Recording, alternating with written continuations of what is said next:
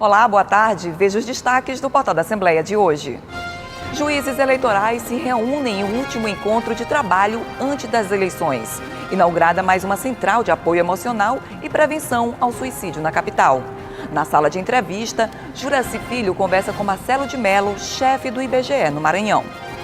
E mais, idosos descobrem os benefícios do treinamento funcional nas academias. É agora no Portal da Assembleia.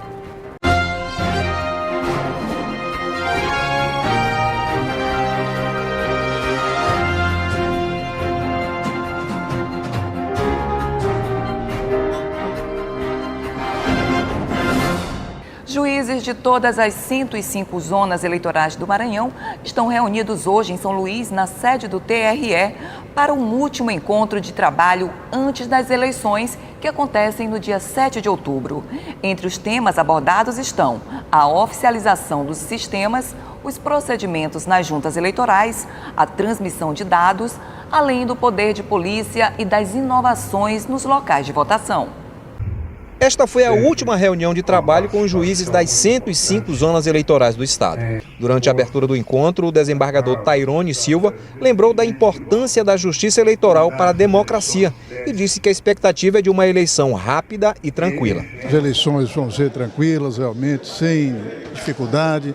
Essa reunião que nós estamos fazendo aqui com o juiz é como se fosse já o pontapé inicial para o trabalho conclusivo das eleições, que vai acontecer naturalmente com a sua organização, colocar em prática a sua logística e, enfim, concluir com a votação e, evidentemente, a participação de todos os eleitores para que tenhamos aí a eleição dos nossos candidatos, dos nossos governantes. Além de detalhes administrativos sobre as eleições, os juízes puderam conhecer o plano de segurança. O comandante do 24º BIS anunciou o emprego de cerca de 1.500 homens e o Exército irá dar garantia da ordem durante o pleito em outubro. Nós vamos estar trabalhando nas operações de garantia de votação e apuração, atendendo o que foi solicitado pelo TRE, foi encaminhado para o TSE, do TSE para o Ministério da Defesa, do Ministério da Defesa para o Comando do Exército.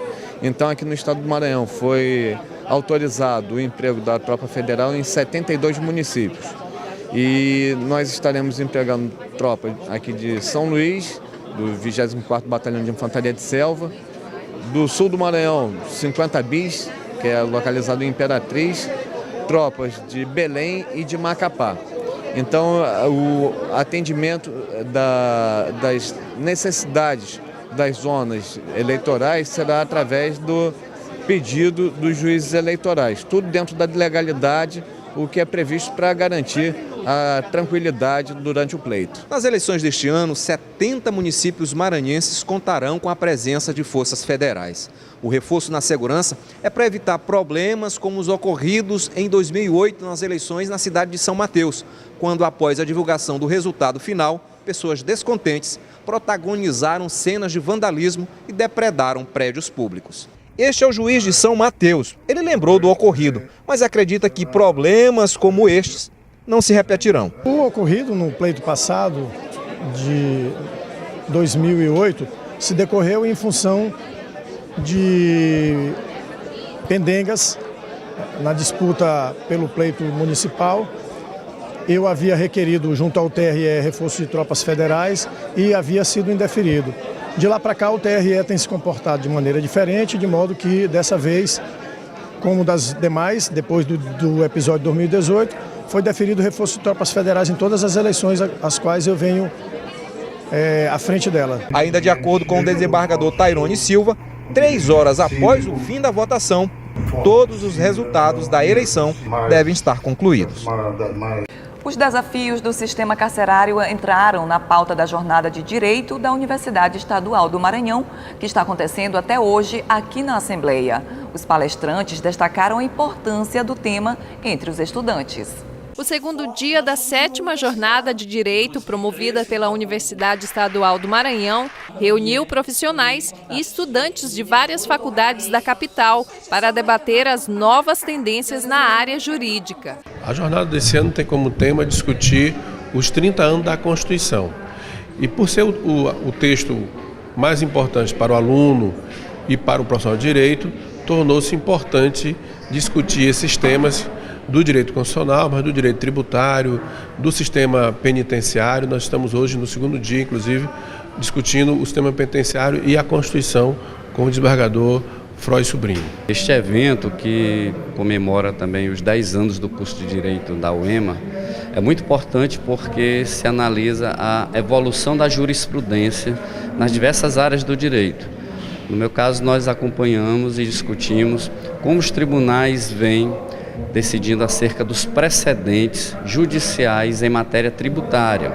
É um assunto muito relevante porque mostra como os tribunais vêm decidindo a respeito dos impostos que as empresas e as pessoas físicas devem pagar. O encontro contou com a presença de palestrantes de direito tributário e comercial do Rio de Janeiro e São Paulo. Nós precisamos largar essa ideia da empresa centrada no empresário e passarmos a ver a empresa como um agente econômico, aquele que age. E ele age porque ele atua no mercado. Então você precisa tirar o foco, o direito comercial, o ensino do direito comercial, precisa tirar o foco da empresa, uma coisa estática, e passar a análise para o mercado.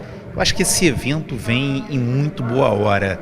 Aliar os 30 anos da Constituição Federal de 1988 com os 10 anos do curso de Direito da UEMA é um momento único. E eu acho que a gente está conseguindo louvar essas duas datas com uma difusão de conhecimento ímpar. Então gostaria de parabenizar a iniciativa do professor Marcelo, que além de ser uma referência no direito tributário aqui do Maranhão, é uma pessoa de alta credibilidade no cenário jurídico no Brasil inteiro. A palestra, Os Desafios e Perspectivas acerca do Sistema Carcerário, foi conduzida pela promotora Cristiane Lago e pelo desembargador José de Ribamar Frois Sobrinho. Eles destacaram a importância da discussão do assunto no meio acadêmico. Esse intercâmbio de informação que há entre a universidade com os outros, não só o campus da universidade, com as outras instituições. Na verdade, as instituições também colaboram com a universidade, quando eles recepcionam esses alunos a fazer a pesquisa, fazer o estudo de casos.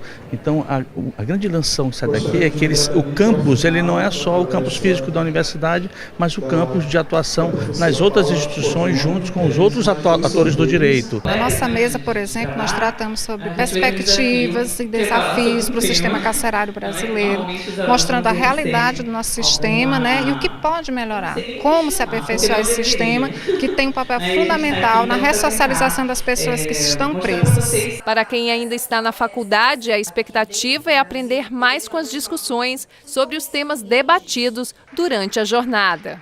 E a jornada, ela vem como uma forma de ampliar nossos pensamentos e nossas reflexões a respeito da Constituição de 88 e a noção do nosso mundo, né? Nosso mundo jurídico brasileiro.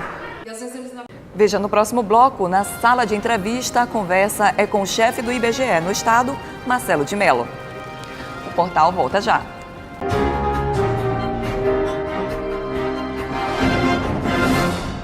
E hoje, no quadro Sala de Entrevista, o convidado de Juraci Filho é o chefe da unidade do IBGE no Maranhão, Marcelo de Mello.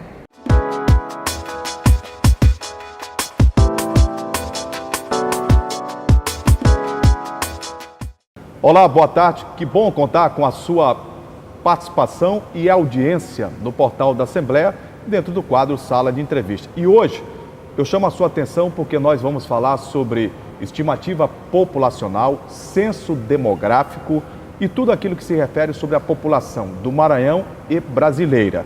É que recentemente foi divulgado todo o levantamento por parte do Instituto Brasileiro de Geografia e Estatística, IBGE. E sobre esse tema, nós recebemos aqui o chefe da unidade estadual do IBGE no Maranhão, Marcelo de Mello, a quem desde já a gente agradece muito pela presença e é uma satisfação tê-lo aqui no quadro Sala de Entrevista. Nós que agradecemos e estamos aqui à disposição, Juraci. Ô Marcelo, pelos números que foram compilados pelo IBGE, o que pode ser dito em relação à estimativa populacional brasileira? Bom, o importante é saber que não foi um censo. O IBGE anualmente ele publica suas estimativas populacionais e também atualiza a projeção populacional para as próximas décadas. Isso é um cálculo matemático, né? E desse cálculo nós estabelecemos justamente qual é a população dos estados e dos municípios e, por consequência, do Brasil.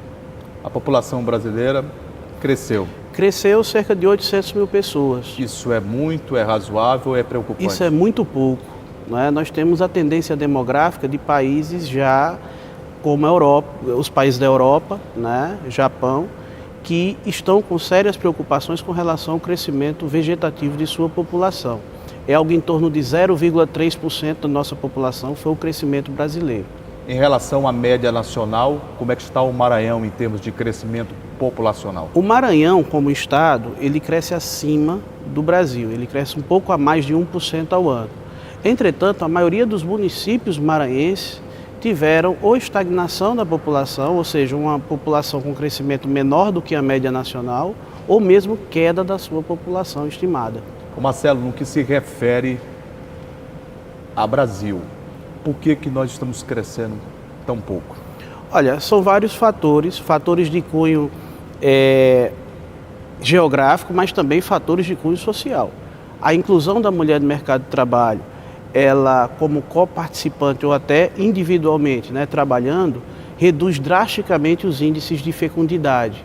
Então você tem uma taxa de fecundidade muito menor do que nas décadas de 80 e 90 ou antes disso. Mas isso não pode ser questionável também pelo ponto de vista de um planejamento hoje familiar diferente do que se tinha há décadas atrás? Claro, essa é uma das respostas a esse questionamento. Houve a universalização dos métodos contraceptivos já na década de 90, né? A inclusão da mulher no mercado de trabalho, que é um fator excepcional para a nossa sociedade, né? Contribuindo para a economia de forma importante.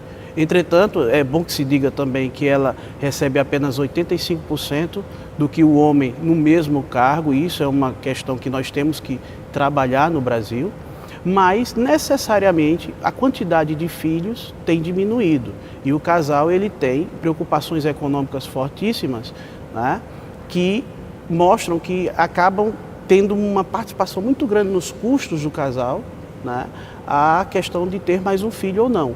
Enquanto que antes da década de 70, ter um filho era uma questão de força de trabalho. Era inversamente proporcional, né? Quanto mais filhos você tinha, maior seria a tua renda familiar, porque eles contribuíam como força de trabalho. Por quê? Porque estavam no meio rural.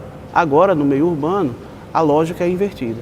Marcelo, você fez questão, inclusive no início da nossa conversa, de deixar bem claro que o que foi feito pelo IBGE foi uma estimativa e não um censo.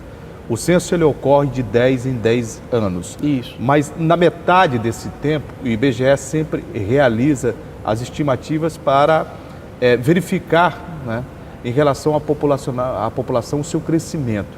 Por que não foi feito essa espécie de calibragem nesses 5 anos pelo IBGE? Esclarecendo, você tem um modelo de estimativas que carece dos censos demográficos a cada 10 anos, ou seja, dos anos terminados em 0, 2000, 2010, né? 2020, se Deus quiser, e uma contagem populacional realizada nos anos que terminam em 5, 2005, 2015, só que 2015 não houve por conta de um corte orçamentário. E aí nossas estimativas elas vão se distanciando um pouco da realidade da população. Mas as estimativas são um cálculo matemático, transparente, qualquer um acadêmico seria capaz de reproduzi-lo, né? Entretanto, a única forma de sabermos qual é a efetiva população brasileira é numa investigação censitária, ou seja, de todos os domicílios, né? Investigando todos os domicílios do Brasil. Não foi feito, então existe uma discrepância, o que acaba sendo fundamental para a sociedade brasileira, não como política de governo, mas como política de Estado, a realização do censo demográfico em 2020. A sociedade brasileira precisa dessas informações para seu planejamento. Eu vejo que houve por parte do IBGE, né, e de outros institutos também, uma preocupação em relação à realização desse censo demográfico para 2020. Já houve inclusive um entendimento com o Ministério do Desenvolvimento e Planejamento. Já ficou assegurado que 2020 realmente vai ter recurso para fazer o censo? Olha, o que nós temos é um corte orçamentário para 2019, porque na verdade nós já estamos trabalhando nesse censo demográfico. Eu acabei de chegar do Rio de Janeiro para trabalhar num grupo de trabalho a respeito do censo demográfico. Então, planejamento do ponto de vista metodológico já é feito. No próximo ano tem já uma questão estrutural e já houve um corte orçamentário que nós estamos vendo com muita preocupação, porque ele atrapalha e interfere no planejamento. É bom que a sociedade brasileira saiba que o censo custa 3,4 bilhões de reais. É o orçamento que o IBGE fez com base em seu projeto técnico. A nível mundial, isso está num patamar menor? É uma preocupação? É pouco investimento? É muito? 3,4 bilhões, olhando isoladamente, é muito dinheiro. Entretanto, é o censo mais barato per capita do mundo e o melhor censo do mundo, porque nós temos uma margem de erro de 0,2%. Para você ter ideia, o Brasil hoje exporta essa metodologia ao mundo, né? Nós exportamos a metodologia e nossa consultoria técnica para outros países que não têm condições de realizar. O IBGE é um dos órgãos mais respeitados de estatística do mundo. E o nosso censo, por exemplo, ele é muito mais eficiente em investigação da população do que, por exemplo, o que se faz nos Estados Unidos, Canadá, Inglaterra, por exemplo. Ô Marcelo, deixa eu fazer um exercício aqui, né, de mente, ao ponto que o telespectador também pode fazer em casa, nos acompanhando no trabalho, independente do local onde estiver, acompanhando a TV Assembleia. No momento em que se diz que este crescimento populacional do Brasil ele é muito baixo, por conseguinte, você pode logo imaginar que menos pessoas estão nascendo e mais pessoas estão atingindo, né, aquela faixa etária já de idosos no país. E aí se tem uma discussão muito grande previdenciária. Está quebrada a Previdência, não está? Como é que se faz para aposentar ou não? Tem uma reforma que está parada, acontece ou não acontece? Qual é a preocupação que o IBGE tem nesse ponto? A preocupação que o IBGE tem, basicamente, é que o IBGE sabe que a questão previdenciária, acima das questões ideológicas ou de conceitos, ela é uma questão matemática. Então, na próxima década, nós já vamos ter um problema muito forte com relação à base de captação de recursos para a Previdência, porque a faixa etária que menos cresce, segundo os últimos censos demográficos, é justamente aquela até 10 anos de idade. E a que mais cresce é aquela com mais de 60 anos de idade, ou seja, o Brasil tem um aumento da expectativa de vida e tem uma queda nas taxas de natalidade e fecundidade. Então, aquela pirâmide etária que todo jovem estuda para o Enem, ela não é mais pirâmide, ela está reduzindo a base e aumentando o seu cume. E aí você tem um problema seríssimo de futuro, né? Não teremos pessoas para custear a Previdência Social nessa lógica que nós estamos tendo hoje no futuro. Marcelo, trazendo a discussão agora em termos estatísticos para o Maranhão, de que forma esses números chamam a atenção, né, do poder público, da população, da sociedade civil, em relação ao que foi compilado pelo IBGE? Isso. Além da projeção para o futuro, o IBGE ele realiza as estimativas de cada município, né, para determinado ano. Nós fizemos a estimativa com base em 1º de julho de 2018. 3 componentes: natalidade e mortalidade, migração, né, e o componente também econômico, eles são fundamentais. Então, imigração, ela está vinculada ao componente econômico. A queda a queda na taxa de crescimento de dezenas de municípios maranhenses é justamente explicada pelo componente econômico. O cidadão ele acaba não tendo acesso ao emprego formal ou informal no município dele, então ele busca os grandes centros urbanos para não morrer de fome, né, para conseguir alguma ocupação. Não necessariamente esses centros urbanos são Rio, São Paulo, Minas, mas sim os grandes centros regionais, como Imperatriz, como São Luís, Teresina, Timon, Caxias. E aí você acaba tendo um aumento da população de alguns municípios, mas queda necessariamente de outros. E isso a gente está vendo com muita preocupação. Eu conversei aqui no quadro Sala de Entrevista do Portal da Assembleia com Marcelo de Mello, chefe do IBGE no estado do Maranhão. Ô Marcelo, muito obrigado por ter vindo aqui. É sempre um prazer receber técnicos, especialistas do IBGE para a gente falar um pouco sobre população, censo e estimativa também. É nossa missão. O IBGE tem como missão retratar o Brasil com informações que mostrem sua realidade e que façam com que as pessoas exercitem sua cidadania. Então, todas as nossas informações estão gratuitas para a sociedade brasileira no nosso portal ibge.gov.br. Eu volto com o quadro Sala de Entrevista na próxima segunda-feira. A seguir, Sabrina Aires retorna com as principais notícias do portal da Assembleia. Fique ligado.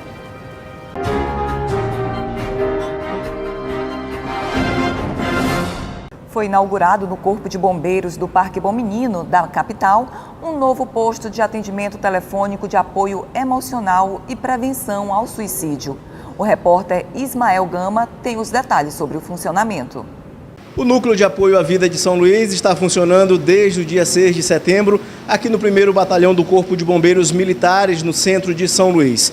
Estou aqui com o capitão Jonathan Coutinho, que é voluntário e também presidente do núcleo. Jonathan, como é que funciona o serviço aqui? Olá, esse serviço vai ser parte de uma integração dos 90 postos pelo país.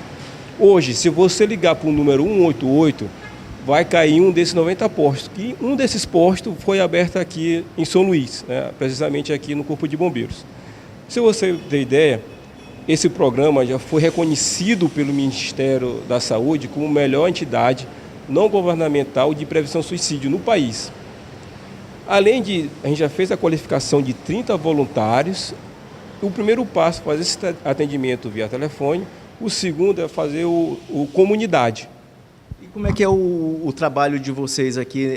Tem sido reconhecido? Como é que é o funcionamento? Sim, a quantidade de palestras, solicitação de palestras em escolas, em universidades, em empresas sendo bastante grande. E como é um serviço voluntário, né, a gente é mais uma atividade que cada um de nós estamos doando o nosso tempo, né? Eu sou capitão do Corpo de Bombeiros e voluntário, então é uma atividade voluntária, é fazer o bem para o outro. Por isso que precisamos mais voluntários para atender essa demanda.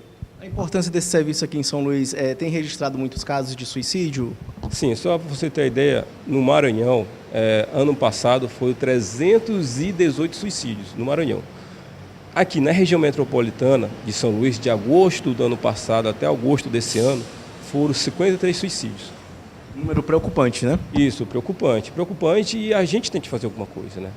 E essa é a melhor forma de fazer, fazendo de uma coisa, uma escuta qualificada, procurando entidades reconhecidas por autoridades, né, nacionais e internacionais. E quem precisar do serviço, como é que faz para ter acesso? Hoje, se a pessoa que você quiser ligar, né, um apoio emocional, é só ligar por 188, né? E se quiser solicitação de palestra em escola, é só entrar no site www.cvv.org.br. Jonathan, obrigado pela entrevista, parabéns pelo serviço de utilidade pública aqui em São Luís. Ismael Gama para a TV Assembleia. Que a dupla infalível alimentação equilibrada mais exercícios físicos pode melhorar a saúde, todo mundo sabe. O que talvez pouca gente se dê conta é da importância dela com o passar dos anos. Na capital, idosos estão praticando circuitos de treinamento funcional nas academias. Para os especialistas, a atividade ajuda na prevenção de doenças e também estimula as relações interpessoais. Os idosos de hoje nem de longe lembram os de décadas atrás. É comum nos depararmos com pessoas acima de 70 anos, dispostas e saudáveis. O motor desse estilo de vida? Atividade física. A Cris tem 70 anos e frequenta as aulas há 8 meses. Tempo suficiente para ver sua vida mudar. Mudou a minha disposição, o meu ânimo para a vida, a minha forma de encarar o mundo numa perspectiva otimista. De saber que a gente, não é porque tem 70 anos que a gente morreu para o mundo, que já está quase na hora de embarcar para o outro lado. Não, a gente tem certeza que pode dobrar o tempo de vida se a gente tiver uma inspiração filosófica como nós temos aqui na Academia Viva Água. Esta turma se reúne 2 vezes por semana para praticar vários exercícios físicos, inclusive o levantamento de peso. E com isso eles não ganham apenas saúde não, ganham massa muscular em plena terceira idade. Seu Dimas tem 90 anos e se orgulha da força e da resistência que adquiriu ao longo de uma vida inteira praticando exercícios. É muito difícil ter no Brasil um homem de 90 anos que continuo fazendo o que eu faço. Por que isso? Porque a vida toda eu fiz atividade física. Antes eu botava mais os outros para fazer do que eu fazia. E agora eu estou fazendo mais do que mandando. O treino é chamado Funcional 70+. Com ele, os praticantes estão conquistando mais independência na locomoção, autoconfiança e qualidade de vida, afirma o professor. O mais importante desse treino, na verdade, é fazer com que eles ganhem autonomia, né? Então a gente treina muita força, equilíbrio, coordenação, movimento de mobilidade, estabilidade, para que eles se sintam seguros não só no dia a dia deles, mas para fazer as atividades a qual eles consideram assim importantíssimo para a independência. A regularidade dos exercícios é indispensável para um resultado duradouro. O idoso, de uma forma geral, ele é muito apto ao treinamento, exatamente porque ele é muito disciplinado. Ele faz as coisas acontecerem porque ele vai no médico regularmente, ele se cuida, ele se preocupa em ver a família crescer, né? Então esses fatores eu acho que é o que mais somam o emocional da turma. Hoje nós mudamos o conceito. O conceito de fitness, o conceito de atividade física, de esporte, não é mais que é saúde. Viveu-se durante muitos anos que esporte é saúde, atividade física é saúde. Hoje o conceito é outro. O esporte para ser saúde, a atividade física para ser saúde, o exercício físico para ser saúde, ele só será se ele tiver uma carga, uma intensidade, uma regularidade e que respeite esse princípio da individualidade do aluno. O Portal da Assembleia fica por aqui. Reveja nossas reportagens e entrevistas no site al.ma.leg.br/tv. Fique agora com mais uma edição inédita do Portal Cultural. Uma boa tarde e um ótimo fim de semana para você.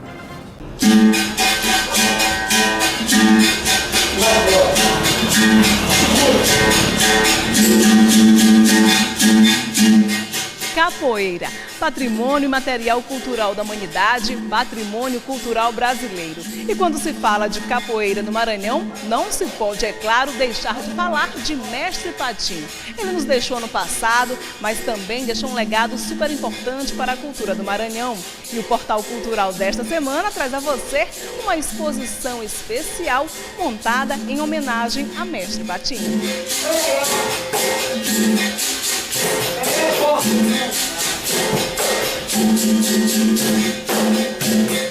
São mais de 50 peças que retratam a vida e o amor pela capoeira de um dos maiores mestres da cultura popular do Maranhão. Mestre Patinho nasceu Antônio José da Conceição Ramos em 1953. Era natural de São Luís. Aos 9 anos, conheceu a arte da capoeira e por mais de 50 anos se dedicou aos movimentos. Por meio da capoeira, Patinho ensinou arte, esporte, tradição, música, dança e teatro e se tornou mestre, pai, amigo, um ícone da cultura popular do nosso estado. Conheci o Patinho e a relação que eu comecei a desenvolver com o Patinho foi de atleta mesmo, de treinamento, mas a gente foi aprofundando a amizade e passamos a ser parceiros em determinadas situações da vida, né? Como um amigo querido, uma amiga querida que você sempre sai, que costuma chamar comumente de melhor amigo. A gente é uma relação muito próxima, além de ele estar nesse processo me ensinando e a gente trocando informações, né? Porque eu já estudava outras artes quando eu conheci a capoeira. E a gente trocou muitas dessas informações.